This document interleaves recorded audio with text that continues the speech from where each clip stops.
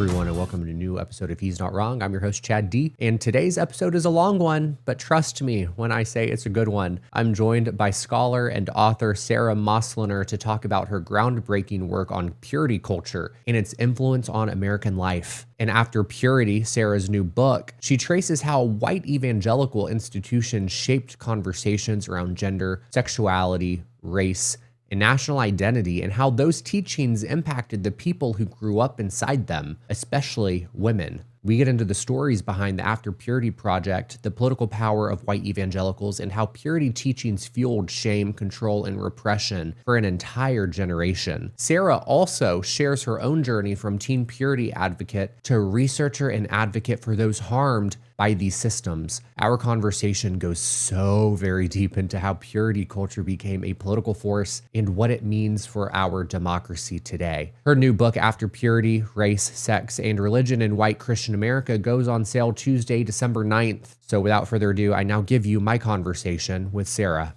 Sara, hi, welcome to He's Not Wrong. How are you today? I am doing very well. I'm so delighted to be with you, Chad.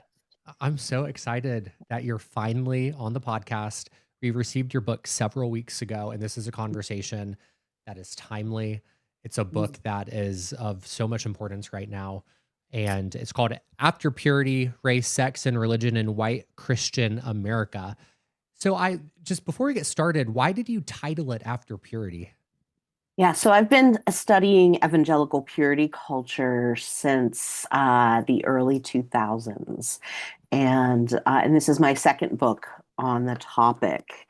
And when I finished my first book, I was really, which was a much more traditional academic book, which you don't expect to have um, a lot of readership outside of academia, and so Mhm. I was very surprised that it got public interest, and that people were turning to it. People who'd grown up in purity culture were turning to it as a way to make sense of their experiences, Yeah. and I was really delighted with that because I wrote it to make sense of my own experiences, but never expected that other people would read this very traditional academic book as such.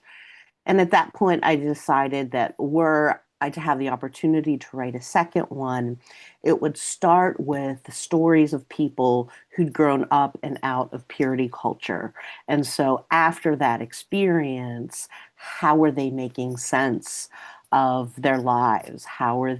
What questions were they asking about their sexualities, about their religious formation, and also about their racial formation, and so seeing where people ended up after they had been through evangelical purity culture. So that's where After Purity came from. Did you have any prior experience yourself within that purity culture that you're writing about? Yes, so I'm about a decade older than most of the people I interviewed. The height of the movement was in the 1990s and early 2000s, and I started working on this topic in 2006, when we were hearing about the Jonas Brothers and their purity Yes. rings and all of that. So I was, and I and that's when I was like, oh, this is okay. There is a lot here, right? In terms of the impact it has on US culture at large. And so um but for me, so I did grow up an evangelical Christian in Western Pennsylvania. And in terms of the purity culture, which it wasn't called then yet, I was familiar with, um, I was familiar with the Why Wait by Josh McDowell, and he was sort of one of the early people going to evangelical youth events and encouraging people to not have sex before they were married. So And to me, that, as a teenager, and this is part of what I write about, in the book about my own experiences, was of course, right? This Yeah. is, there was no question that that was an essential part of my Christian identity. And so, um, and in fact, in the book, I include a letter that I wrote to my local paper, in response to someone making the claim that, abstinence only education is not effective. And I was very affronted, because I felt like, that embattled Christian who was being told that their beliefs were not valuable and important. Um, and I didn't realize that I was already being recruited into this movement that was barely Yeah. starting. But here I was ready to make a public stance, the letter was published. Um, Interestingly enough, I did not remember that at all until after I published my first book on purity culture. And so I knew there was a lot more to my own Hmm. investment in the movement and these ideals than I had even been aware of as doing the academic work. So yeah, so after purity is part of my own story as well. We're gonna get into the Jonas Brothers and Miley Cyrus and Disney and those purity rings a little bit later. There's actually an article I saw today where the Jonas Brothers were talking about how they thought it was so weird that people were interested in their sex lives as teenagers and they were on this like purity ring marketing scheme. We're going to talk about it later. I have it written down. But I just think it's interesting that you brought that up because I saw that this morning sitting on the couch drinking my coffee, and that was like one of the first people articles that came up. Yeah. Um, and I appreciate you sharing a bit of your background in purity culture. I grew up Catholic. I went to a Catholic school my entire Hmm. life from kindergarten to senior year. And so it was abstinence and like sex education, very much so ingrained. Well, lack Yeah. of sex education was ingrained Yeah. into us as a very little kid. And I distinctly remember being in middle school in seventh grade. We had one class dedicated to sex education, a Hmm. 50-minute period. And I remember my science teacher saying, okay, this is going to be awkward. We just have to get through it. And for my entire 13 years in that Catholic school, that was the only time that we touched Hmm. on the biology of sex, talking Hmm. about like, I don't want to say consequences of sex, but having a baby, making a baby, that's the only time we touched it. And any other Yeah. time that topic came up as a kid, it was very much rooted in like sex is a sin. Don't have sex out of marriage. It was very much a shameful culture that Yeah. was being permeated in that Catholic school community. So I Yeah. very much relate to you on that topic. I feel like we could really beat that dead horse if we had Yeah, absolutely. Yeah, and more there was, time. yeah, and there was like True Love Waits was adopted by the American Council of Catholic Bishops, Mhm. and True Love Waits, or pardon me, Silver Ring Thing, the other organization that I studied, they would have Bibles to give students, and they had one for Protestants, and they also had a Catholic version. Mhm. Um, so there was a lot of that, but it's interesting. And of the interviews, so I did about 65 interviews. Only a couple were Roman Catholic, um, but certainly so much overlap, and um, and between the two traditions. Yeah, absolutely. Well, you talked about that letter that you wrote to your local paper. Hmm.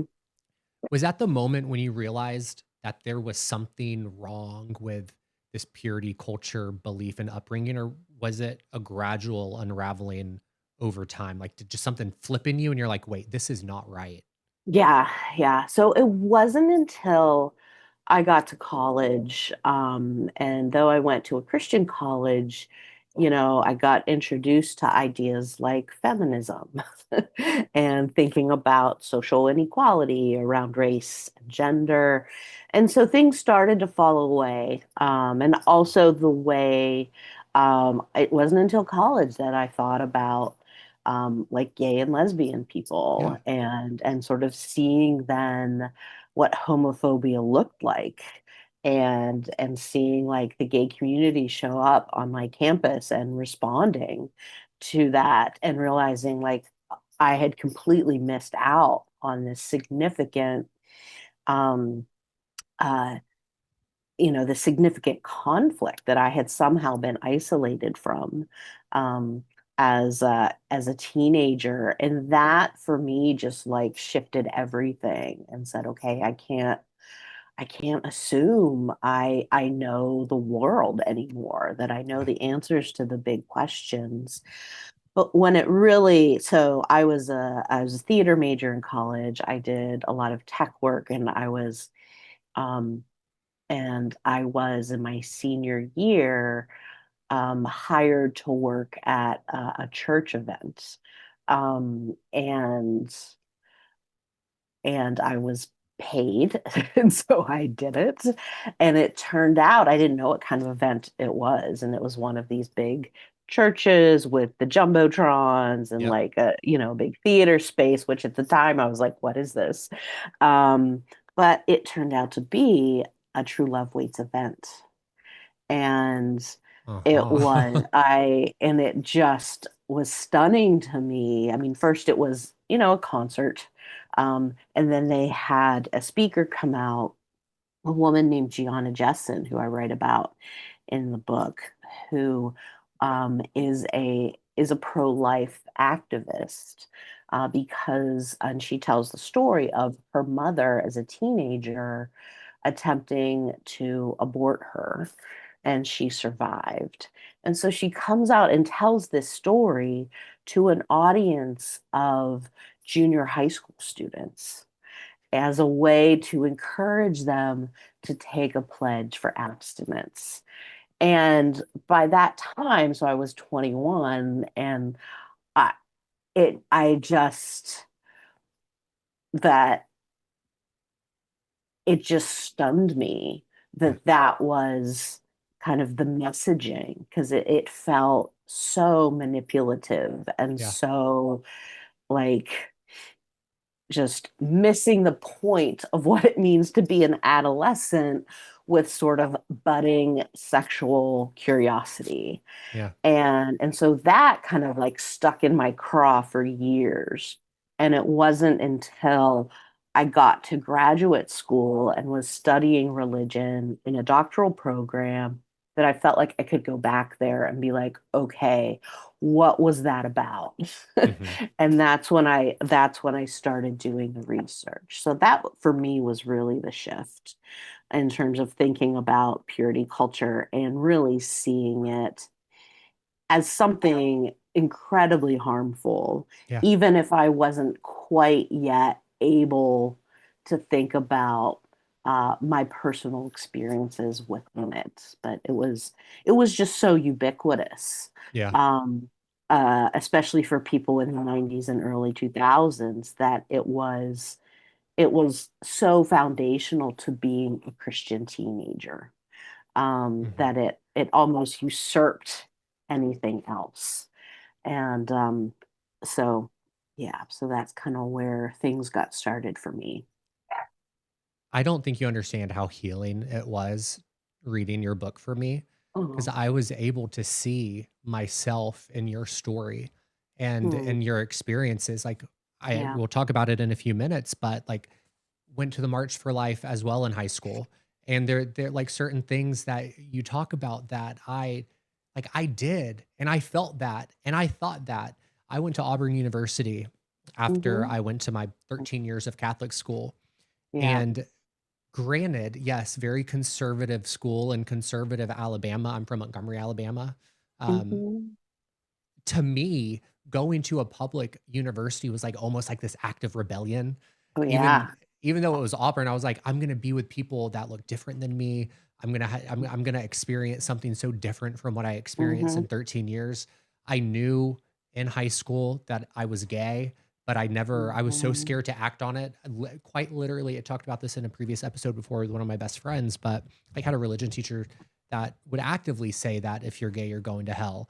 Like that's like what was instilled in me at Mm-hmm. that age. And so going to Auburn was like an act of resistance against individuals like that.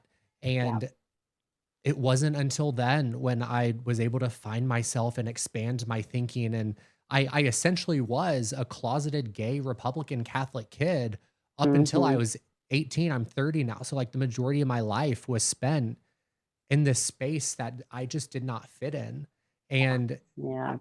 reading your book and seeing Yeah. that even though my story isn't exactly what you're talking about in the book, but it's very Mm-hmm. aligned, and Yeah. I appreciate the work that you've done to Thank you. and to research purity culture, to talk about Mm-hmm. Christianity in this way, to talk about how it's permeating our politics and our culture. It's Yeah. so important to Yeah. understand. Yeah. Yeah.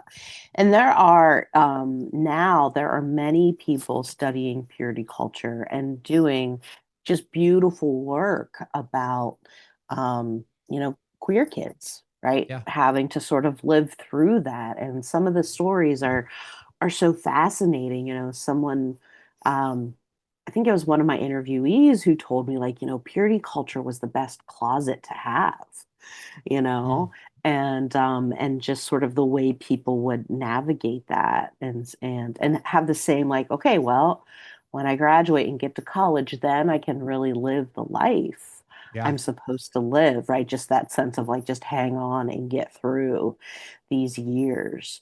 But yeah, there's some really wonderful scholarship coming out that's looking at queerness.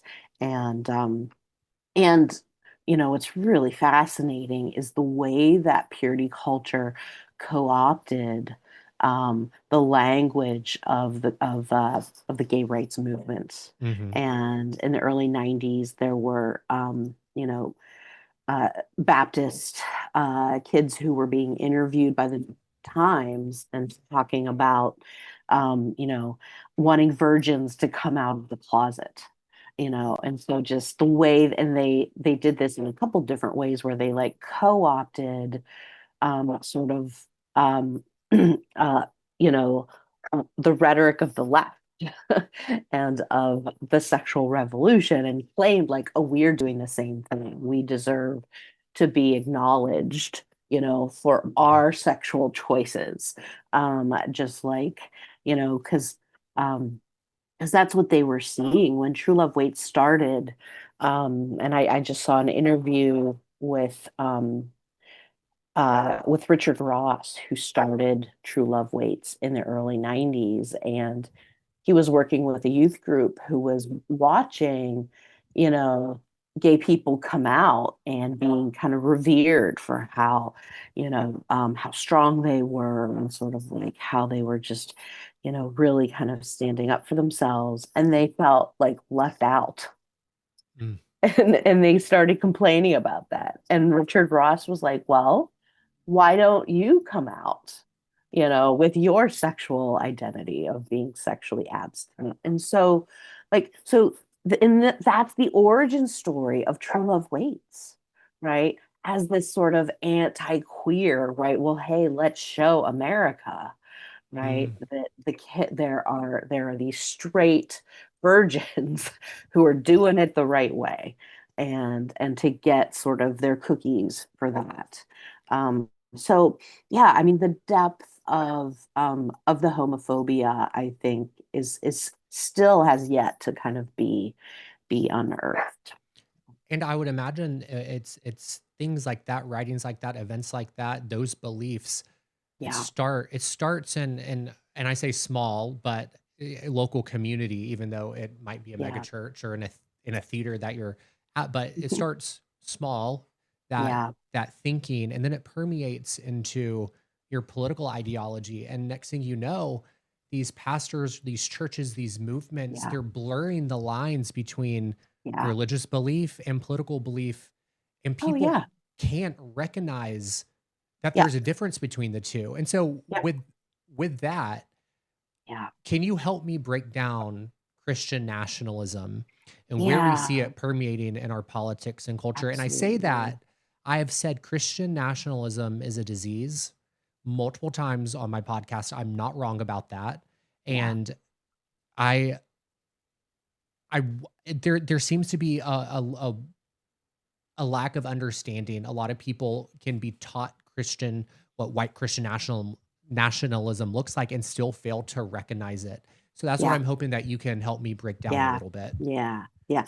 And I think, I'm a historian within the field of religious studies. And so one thing we need to understand is that, Christian nationalism is an extension of white of European Christianity, right? Of Mm, that settler colonial mentality. There's a book called The Cross and the Flag by oh, and I'm totally gonna forget their names, um, that sort of goes through the history of the United States and says, like, yeah, here we see Christian nationalism all the way through.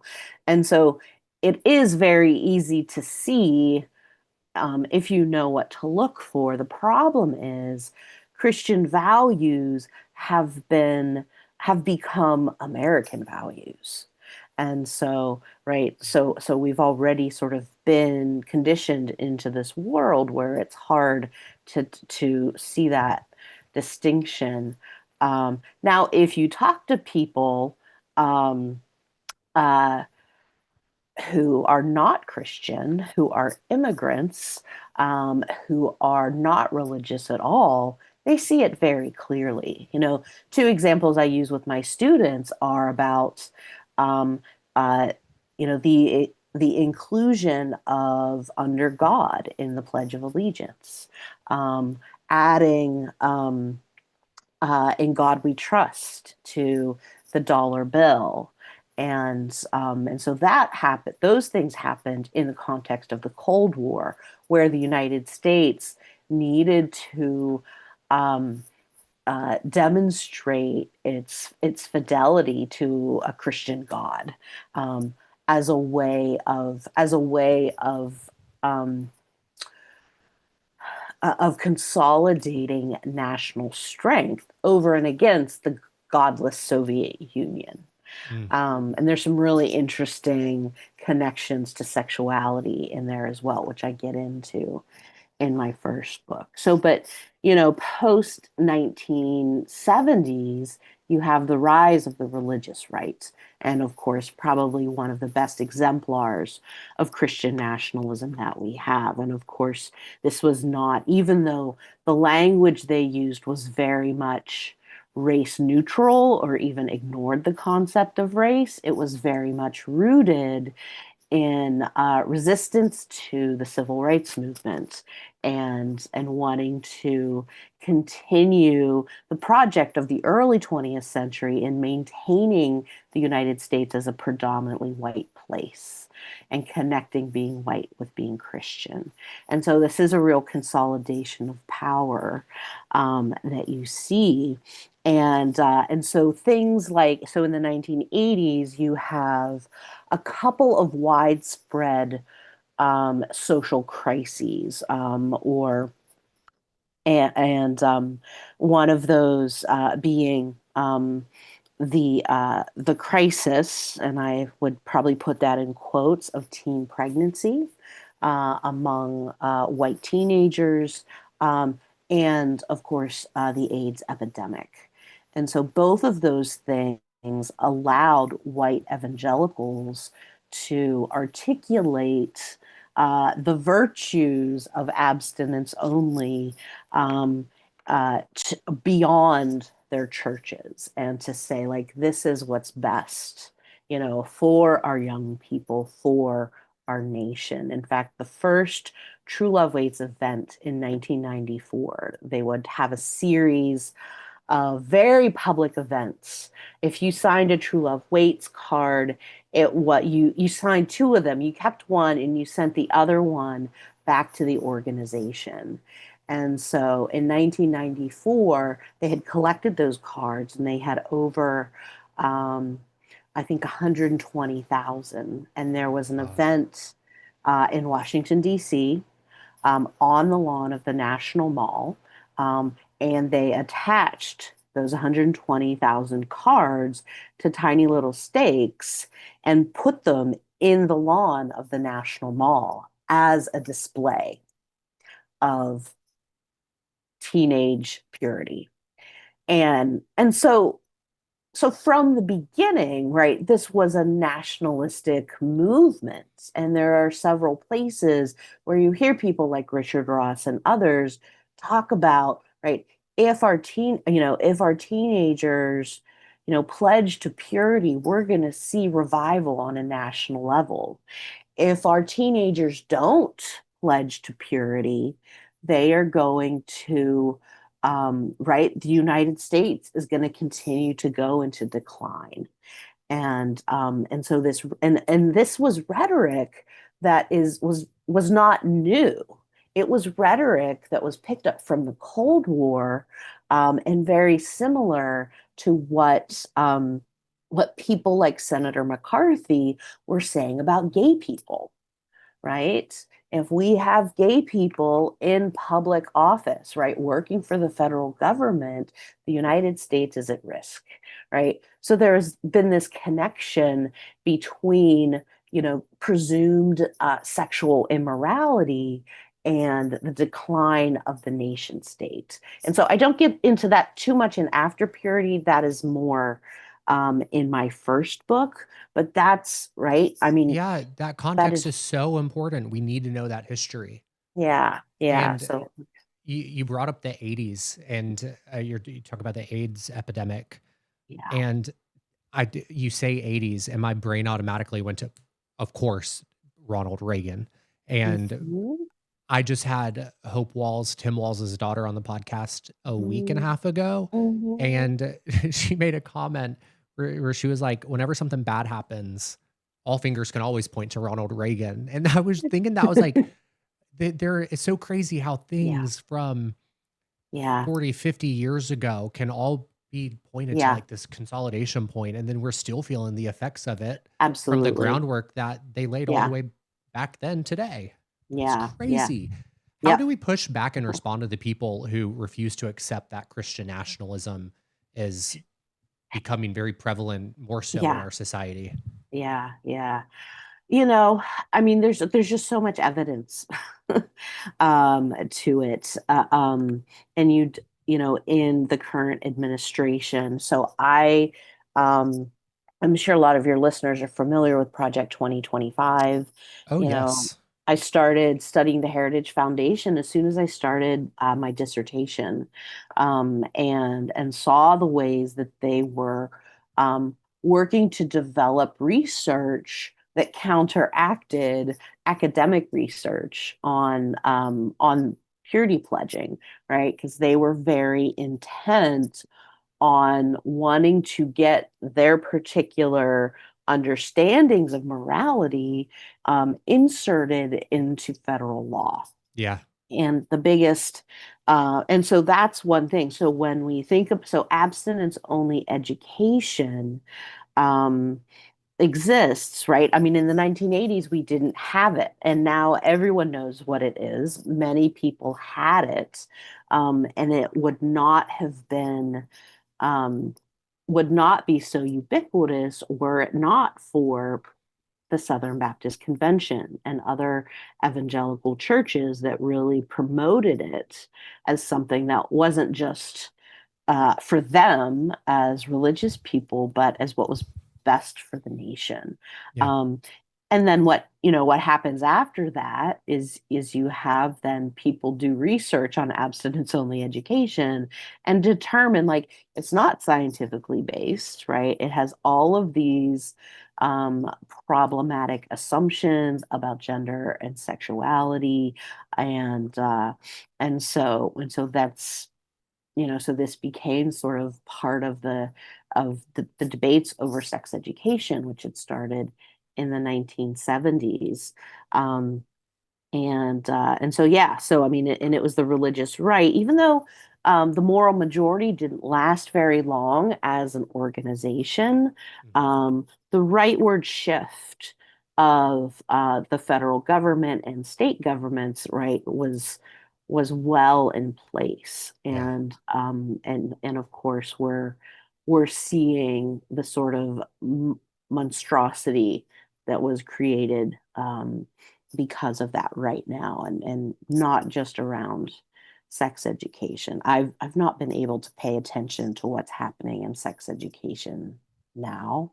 I just I know some people who do work in sex education, but I think there's just no funding, there's no resources, and there's no Hmm. consistency.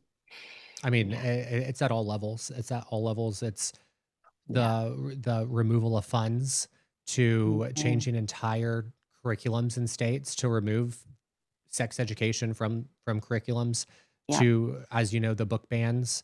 In yeah. places like Florida, we had Rob Sanders on the podcast, who's the number one children's book author who is banned in America, and Okay. he wrote books called Pride and children's books that Yeah. introduced them to figures like Harvey Milk. And Hmm. I mean, they're coming after him. It's not stopping his work, but he even on Yeah. that episode read letters from kids who wrote him. They were in third grade and Hmm. they were like, "Thank you so much for this book. Like, I feel understood." And it's the Yeah. fact that a kid can express that. Yeah. Anywho, that Yeah. a tangent I can go on, but Yeah. um, I want to take it back to the Hmm. removal of like education and science in our public Hmm. policy, and really putting religious belief and opinion Yeah. as Yeah. the law of the land. Um, Hmm. you talked about in the book, we talked about it a little bit earlier. You went to the March for Life. I Hmm. went to the March for Life in high school. It was branded as like this big trip to Washington, D.C. And I loved politics and government and DC. And so Hmm. I really Hmm. wanted to go because I was like, oh, exercising Yeah. your First Amendment right and going to DC. Of Mhm. course I Oh, want it to was go. thrilling. It was Yeah. thrilling. Yeah. And you said in the book, and again, I felt like words straight out of my mouth. It felt like a moment to be a part of something big and important. And if there's one thing that the March for Life and the Catholic Church has done well, it's it's the branding of their mission towards youth and using them, in Mhm. my opinion, as political pawns. They always wanted to talk about abortion being evil, but they never talked about like why a woman might be facing that decision in the first place. It was very surface level, never went into the why, into that gray area.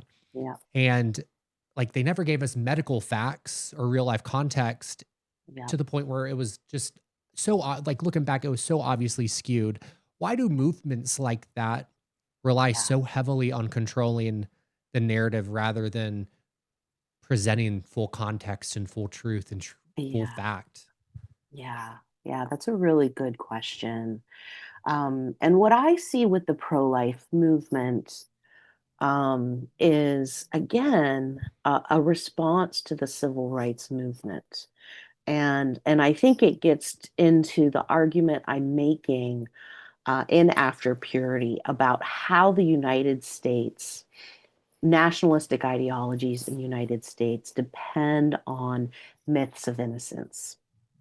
And so the civil rights movement did so much, and sort of the different movements that came after it, right? The American Indian movement, the gay rights movement. So all of these that are saying like, hey, there are so many people who are still on the fringe, right? And Yeah. trying to sort of change the center.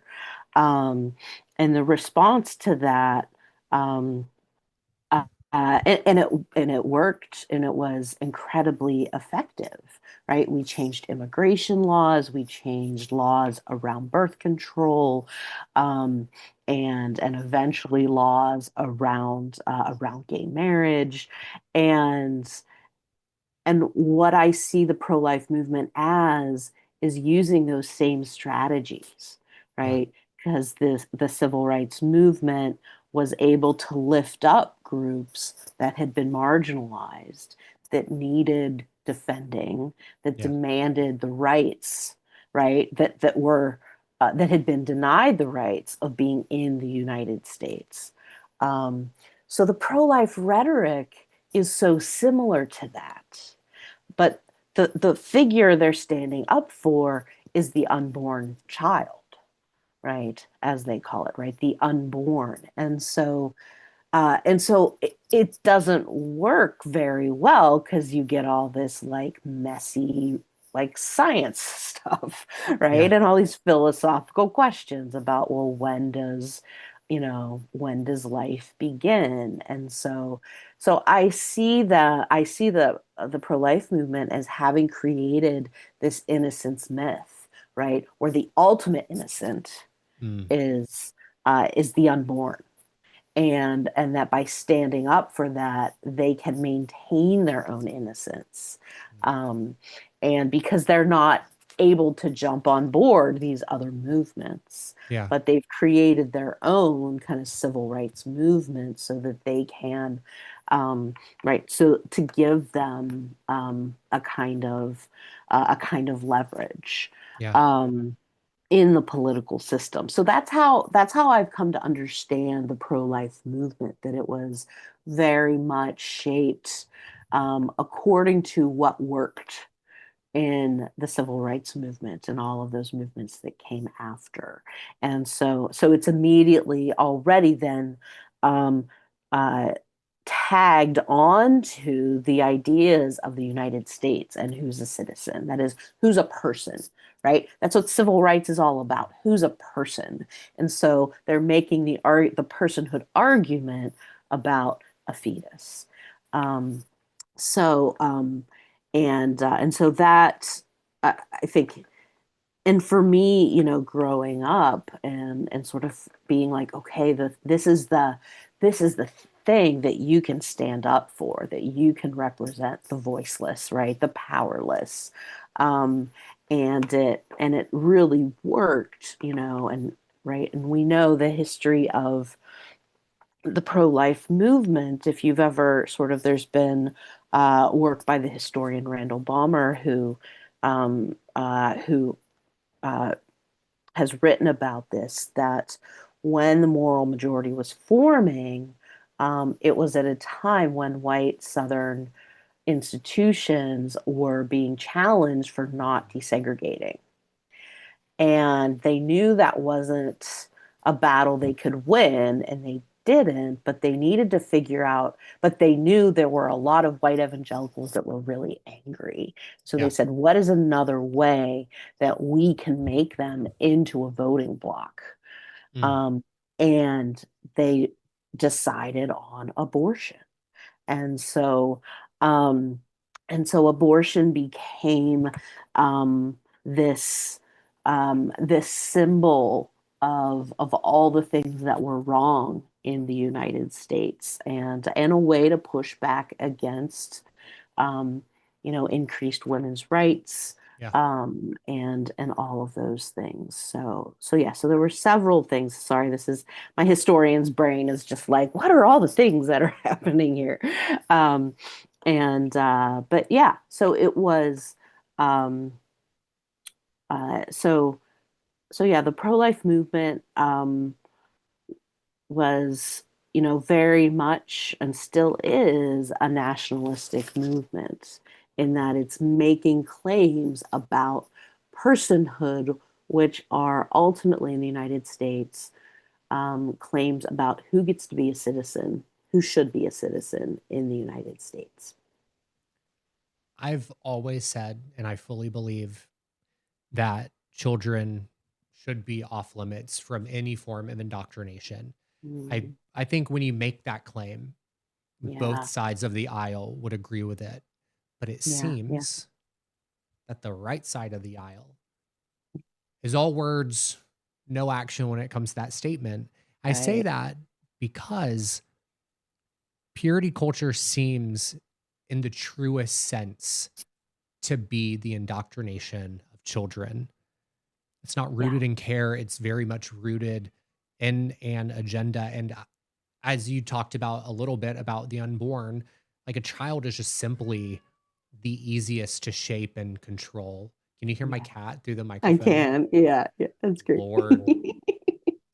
So what I'm curious is what impact does the early indoctrination have on a child's long-term emotional and moral development? And this also is Yeah. going to lead into that Jonas Brothers and Miley Cyrus comment that I wanted to make. So Yeah.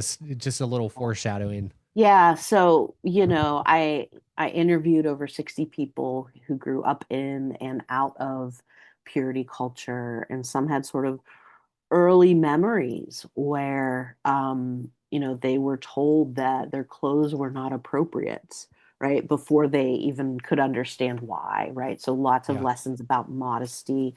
I interviewed someone who whose father, she was going to go to the beach or the pool and had her bathing suit on, and her father was horrified because her body was growing and changing, and he took her bathing suit and cut it up.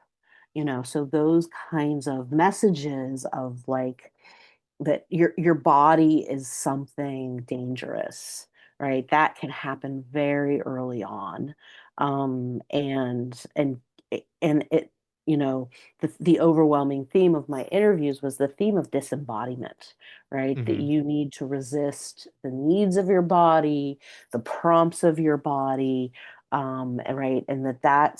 Right, and that's how you are formed as a Christian believer, that if you can sort of resist those things.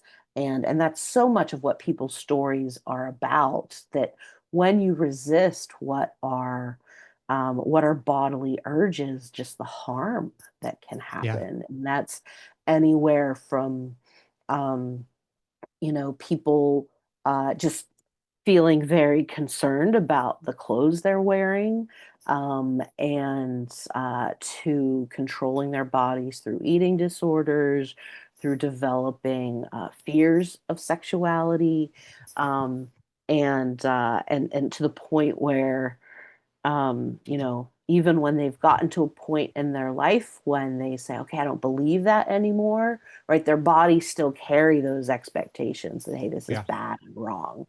Um, so yeah, it can set in at a very early age, and the groups that I have studied were intentional about, they wanted to reach young people at the age of 11, right? So pre-pubescent, so that they can understand these things before they start, feeling all the feelings that you do.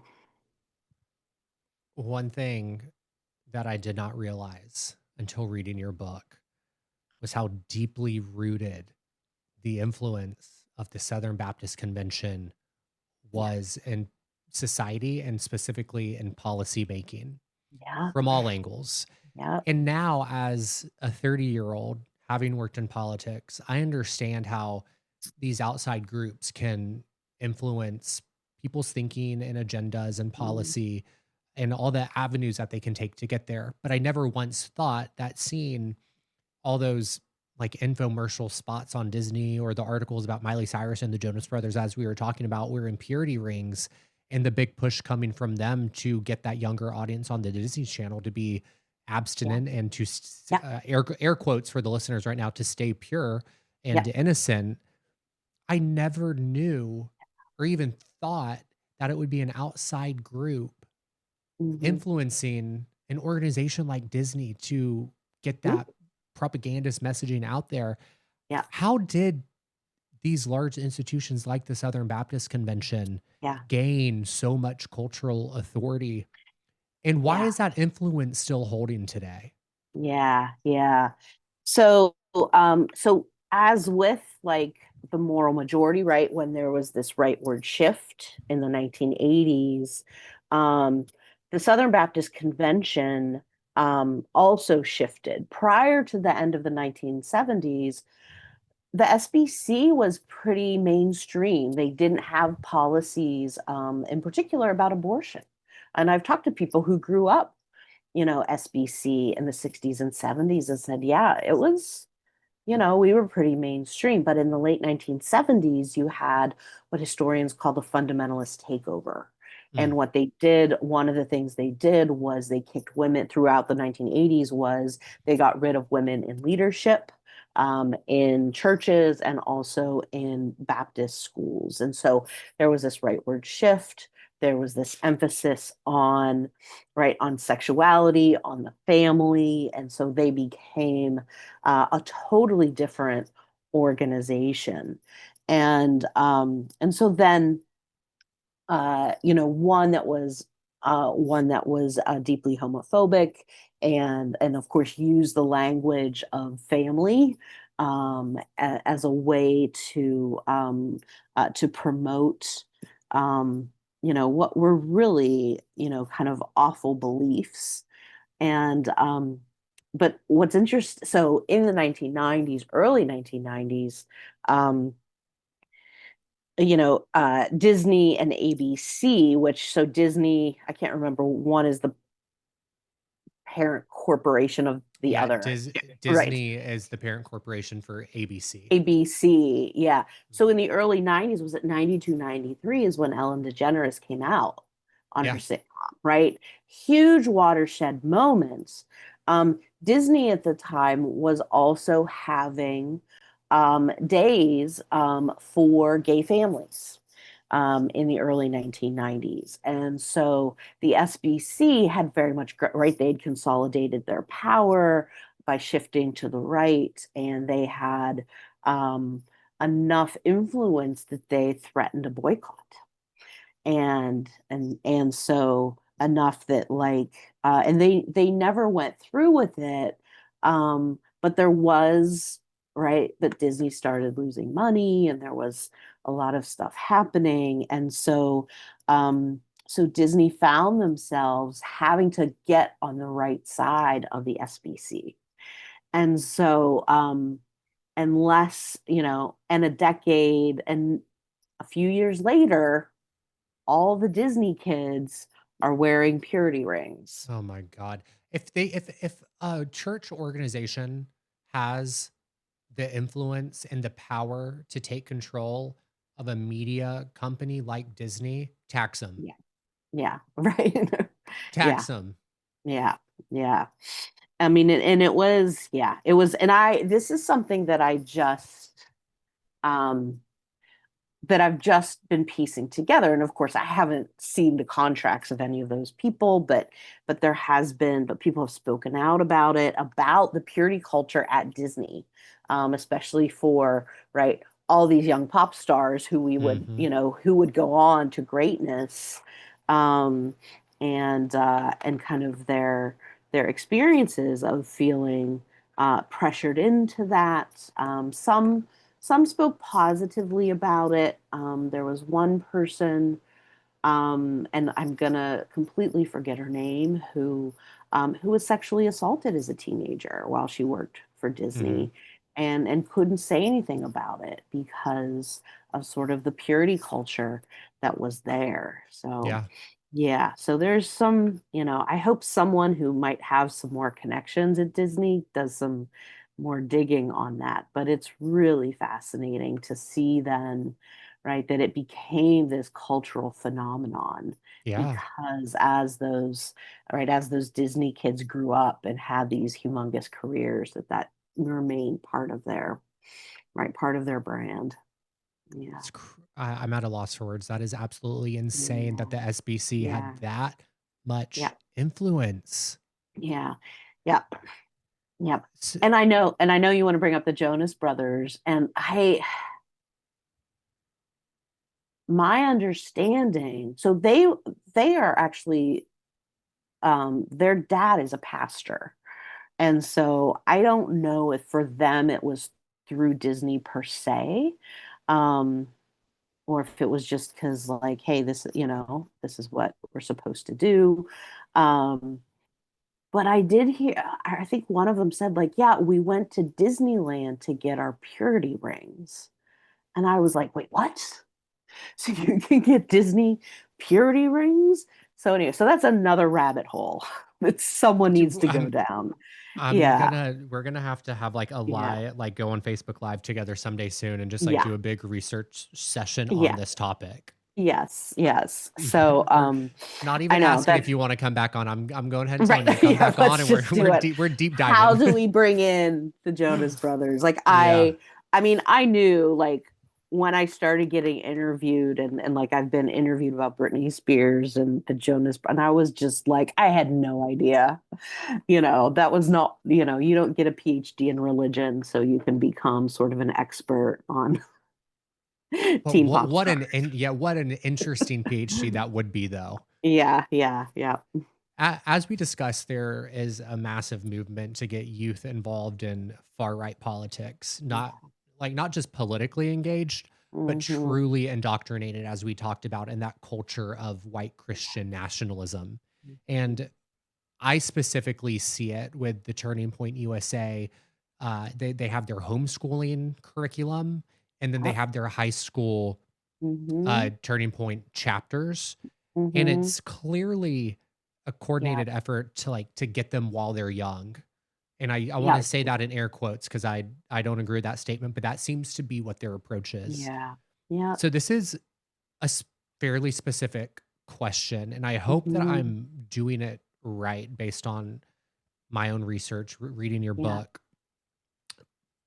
But how did purity culture teach to white teenage men, specifically white teenage boys, Hmm.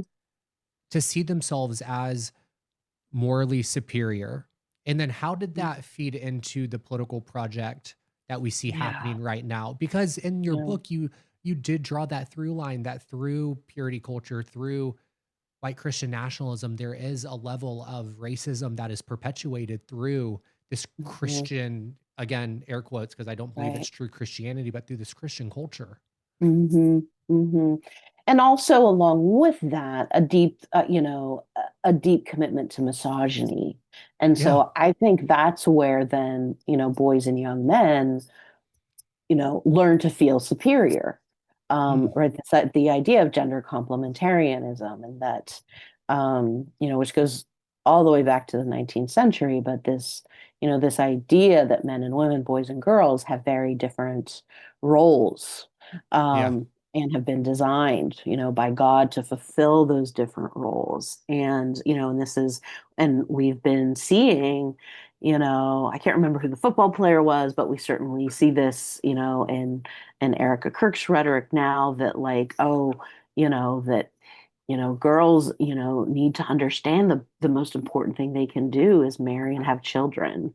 Hmm. And I mean, and that's a really like that's just and then we have the trad wives, right, who are really, at the front of that as well. So this sort of valorization and glamorization of traditional femininity, which assumes female subservience.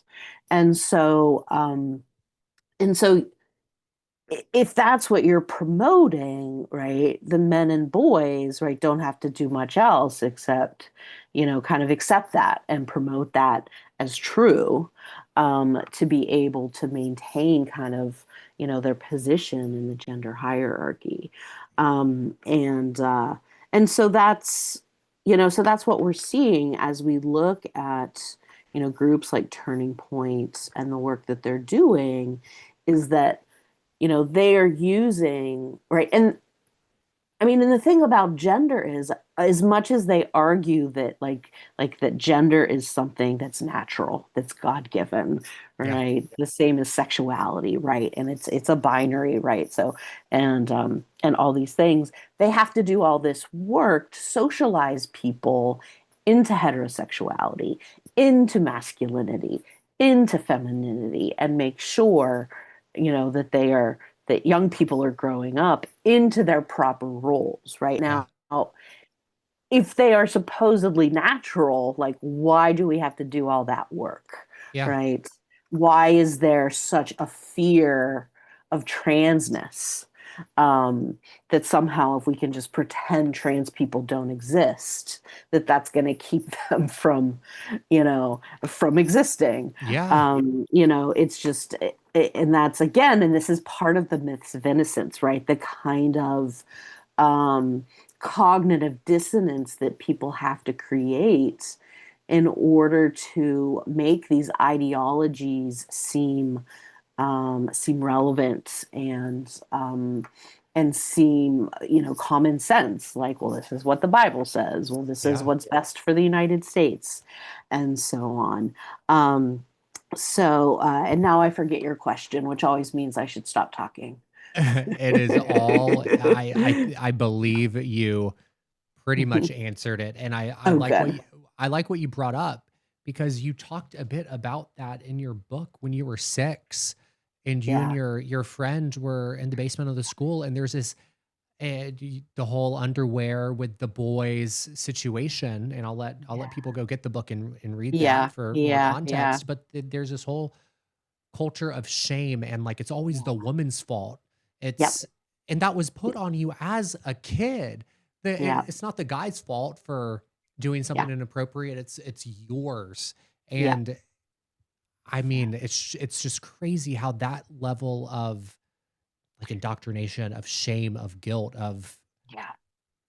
of blame is put on you Yeah. so young.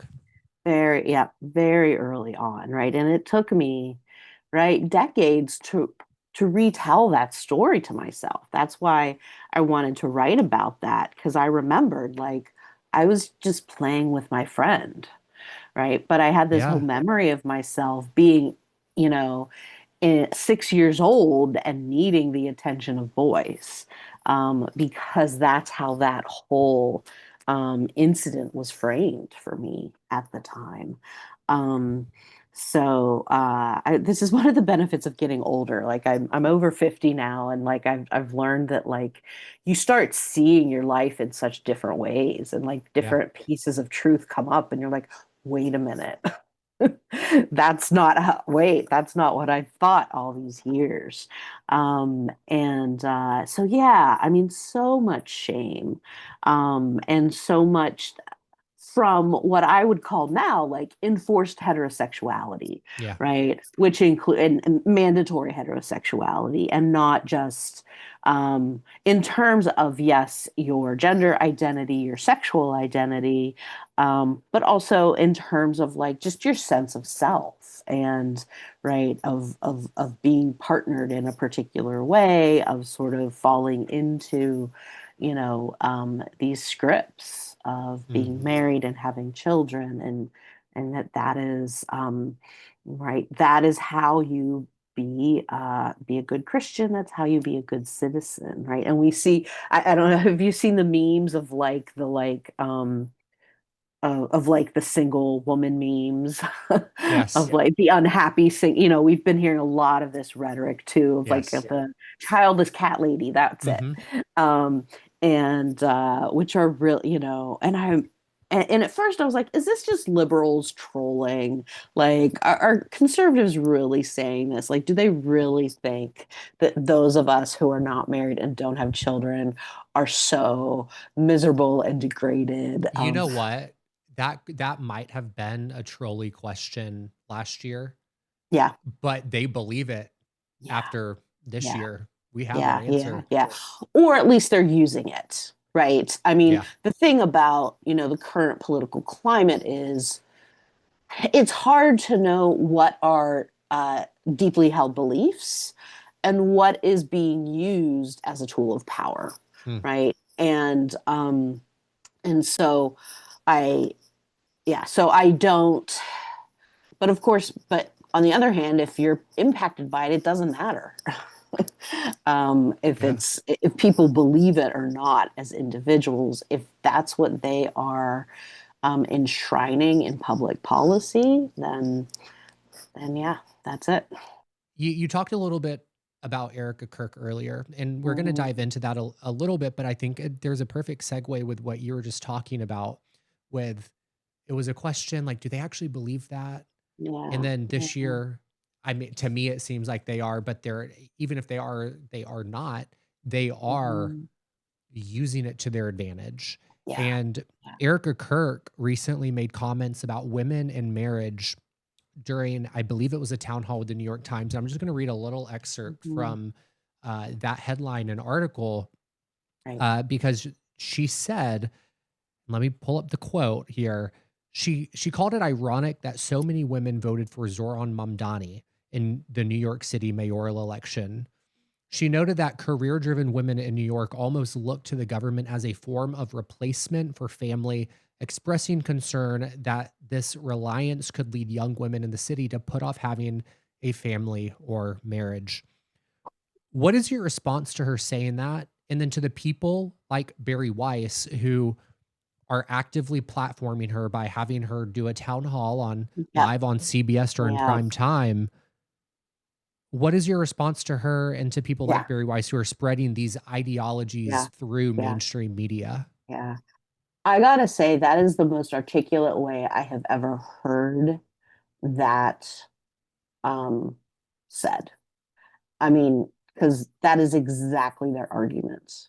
Mm, And it is everything to do, and it's using these ideologies of gender and gender traditionalism as a way to make arguments about what is the United States, who gets to be a citizen, yeah. right? Because who depends on the federal government, right? For survival, for subsistence, right? It's poor people, it's people who are disabled, it's a lot of people of color, right? And so it's a way of saying, like, if you can't be self-sufficient, right? And this is, I write about this at the end of my book in terms of what I learned from being in the pro-life movement, right? That you need to be self-sufficient. And the way you become self-sufficient is by getting married and having a family, right? And being in a certain economic strata. And if you're having children out of wedlock, you're going to become dependent on the federal government, and therefore you're a problem, right? So Yeah. so this has been part of, right? This is Reagan, right? Going Yeah. back to Reagan, and it's making a claim about, well, who then, right? Who then has the right to citizenship, right? And if you need to depend on the federal government, then you're not the right kind of citizen.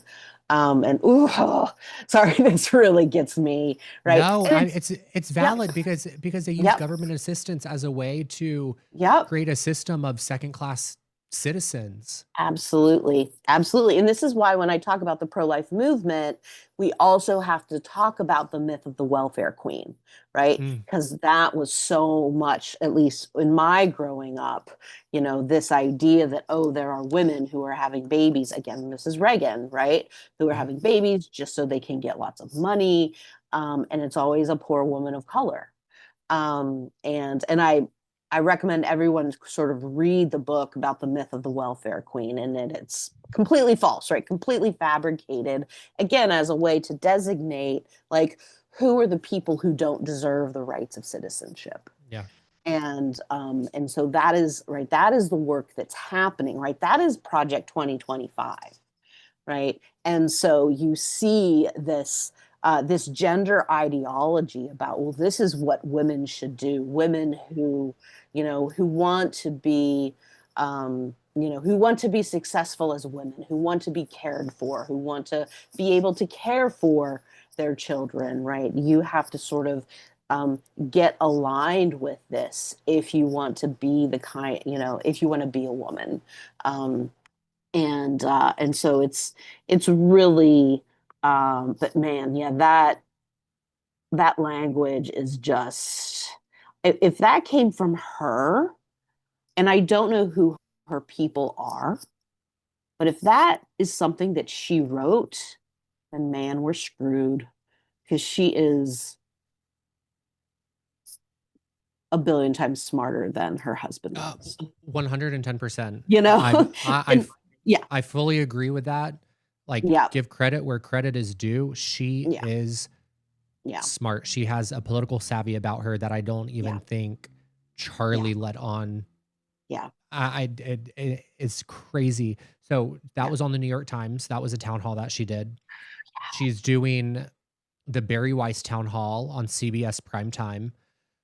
Fox News is about to have her on, I believe, with at some point within the yeah, next 2 weeks. She will be on yeah. 6 times in 1 week because she Wow. is promoting the book that Charlie was going to come out with. They're still Okay. going to publish it. And so she's doing an entire Yeah. book tour and Yep. press Yep. junket for that. Yeah. And I went like I just and it makes me feel so defeated, right? After, I've been studying this stuff for so long. It feels so familiar to me.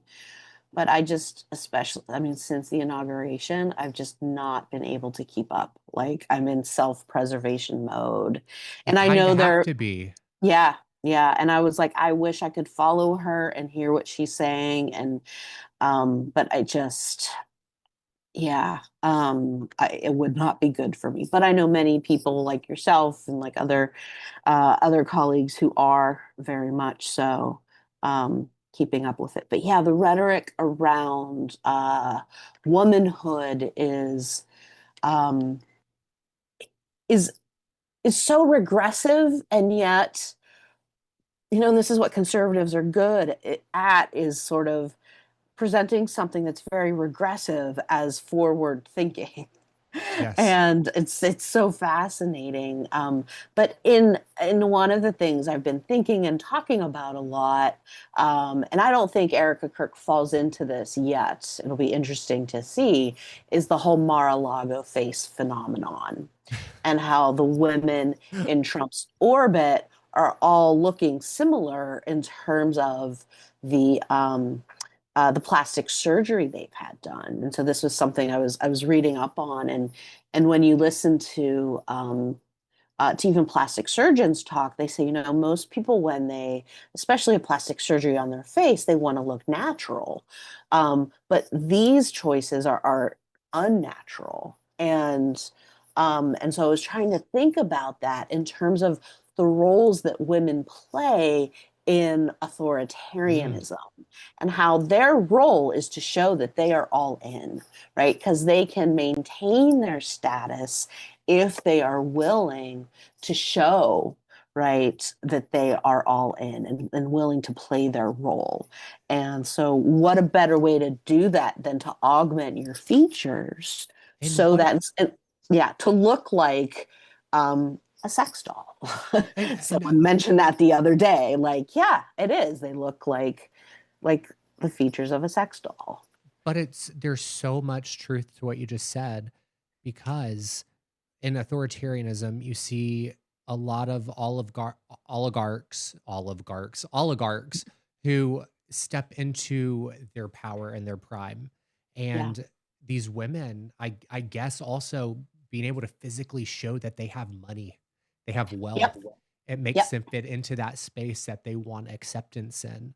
And Yep. it fits that whole authoritarianism, oligarch Yep. mentality. That Yep. makes so much sense. I've not thought about it in that way before. Yeah. Yeah. I want to talk about accountability in the evangelical Christian community. Yeah. We talked about this a little bit before with the shame that is put on women Hmm. at a very young age because it's always the woman's fault. Hmm. And this idea that it's never the man's fault, the blame is never put on the man, is it starts at such a young age. And for example, here in Alabama, there's a megachurch called the Church at the Highlands, and Mm. they just built a multi-million dollar retreat for church leadership, and it's in the middle of nowhere. You cannot access it unless you are in with that leadership. Mm. It's essentially by the looks of it, is essentially like a vacation lodge where Hmm. pastors can go to meet and hunt and do men things, but they're selling it to the members and the public as a rehabilitation center where pastors accused of serious misconduct can go and be fixed and return to leading their congregation and their church, and saying that they've been saved, they've worked on themselves, they went to this rehabilitation center. And there's several pastors who have been reinstalled in their churches in the South because they did go to this vacation lodge. This is by no means a solution. It doesn't even resemble one. Mm-mm. But the problem will continue to escalate until people recognize that abusive culture within evangelical spaces Yeah. is addressed at the teaching level, not at the leadership Yeah. level, but at that fundamental basic teaching level. And in the Yeah. book, you describe a similar story about abuse involving Lee Chatfield. Hmm.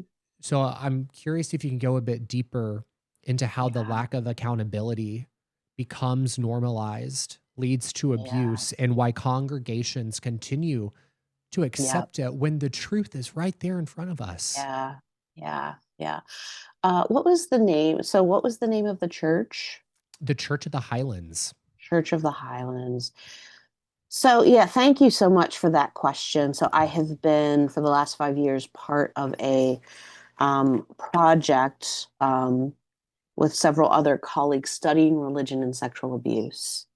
And the first thing I think about when you tell me about this retreat center, right, the place where the clergy can go, and Yeah. is there are so many parallels to what's happened in the Catholic Church, Yep.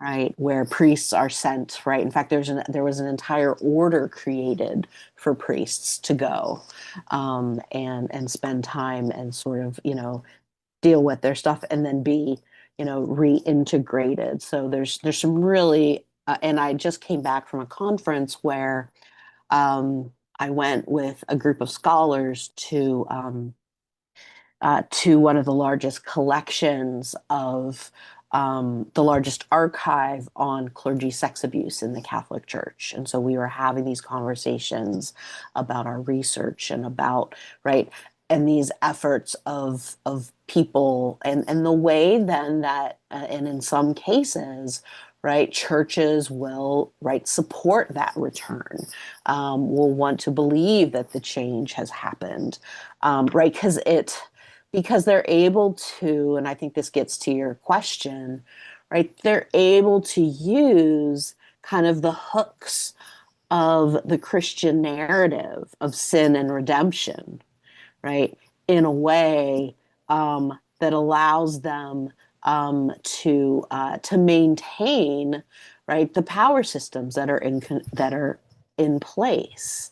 And so and again, this is what I mean by a myth of innocence, right? That the narrative of falling into sin and, being transformed and redeemed gets exploited for all sorts of reasons, in order to make sure the community, the church institution itself Mhm. is preserved. Because what people don't want to understand, right? People want this to be about the bad apple, right? And if the bad apple, right, can be redeemed, right, then everything is okay. But what they're not seeing are the ways that teachings about sexuality or absence of teaching about sexuality, that gender complementarianism that creates these strict gender roles, that these all contribute to creating cultures of abuse where, where predators, can flourish as Yeah. predators. And so they're not asking the theological questions that need to be asked. Like, why is this happening here? Like, what is it about what we are teaching, about what we are assuming is biblical, Yeah. that is allowing this to happen, right? And so then you can say, okay, well, here's this individual who did these wrong things, and they can show penance, they can go to this place and do whatever it is they need to do, and then be welcomed back, um, right? But to use the apple metaphor, but like the roots of the tree are rotten. Yeah. So like you're not getting to the problem. And that's where, like the SBC and so many other churches just continue to fail because they're not willing to question their theological assumptions, And especially almost, around gender and sexuality. yeah. And it almost feels like creating these spaces to Mhm. allow pastors to, again, air quotes, be like recover from Yes. really awful things is Yeah. almost like a test for how loyal is this congregation. Right. Are they going to ask the questions? Are they going to blindly go along with it? And if they Hmm. blindly go along Hmm. with it, then they can continue to push that envelope the Yeah. next time Yeah. they want to spend Yeah. $4.3 million on a recovery center. And by the way, I did, when you were speaking, I got the link and I just emailed it to you. So you Thank have an you. article in your inbox on that. Thank you. Thank you Yep. very much. Yeah. The It's interesting, well, and what I hear and as you're talking is the language of Darvo. Do you know this? And I'm trying to remember which who it was. I can't remember the person who coined it. I do write about this in the book, but it's a strategy of abusers to divert and shift culpability onto the victim, right? You reverse for victim and offender. And so when we're talking about, like, oh, it's the perpetrator that needs healing. Yep. Okay, well, where's the $1 million thing for the survivors of abuse, right? Who most likely have left the church, who have been ostracized from the church, especially if, if they've gone public or come forward, right? So, but here it's like, oh, it's the people in power, right? It's these ones who are, and purity culture teaches us, right, that men cannot, like, are just naturally sexually insatiable. And so this is just, you know, something that they need to get under control. Yeah. But they're not stepping outside of God's design for sexuality, in doing this. They are abusing it, but they just need to be pulled back a little bit to be back in line, right? Yeah. So it's, whew, yeah, the mental gymnastics are exhausting there. No, it, Yeah, my brain, it feels fried after the mental gymnastics on that one, because yeah, it goes so deep. It goes so deep. It's yeah, everywhere. How do you get people yeah, to wake up to realize that? But yeah. that's a topic and a conversation for another day. Hmm. Sarah, my final question for you: what is it that you are not wrong about? So I have two things. The Let's hear first it. is, I am not wrong. I and many, many others am not wrong about the fact that ketchup should never go on a hot dog. In the Midwest, that's a big. I don't know how in the South you feel about your hot dogs, but yeah, I spent enough time in Chicago to know. That is, I am not wrong Before about you that. give number two, but you Yeah. have to, I'm not letting that go. You have to justify and back that up. Uh So, huh. yeah. And so people smarter than me, so actual academics in Chicago wrote a book on hot dogs in Chicago, and their argument was like it's okay if you're under 12, right? But yeah, ketchup on a hot dog is a sign of immaturity and a lack of sophistication. So for That those in makes Chicago, Okay, so yeah, that makes so much sense why Barack Obama does not like ketchup. I think he said on Michelle Obama's podcast, yeah, literally exactly that. If you're using ketchup and right, yeah, you're above the age of 12, like, he yeah. doesn't trust you. It is right. I will say it's okay for potatoes, right? French fries, tater tots, fried potatoes.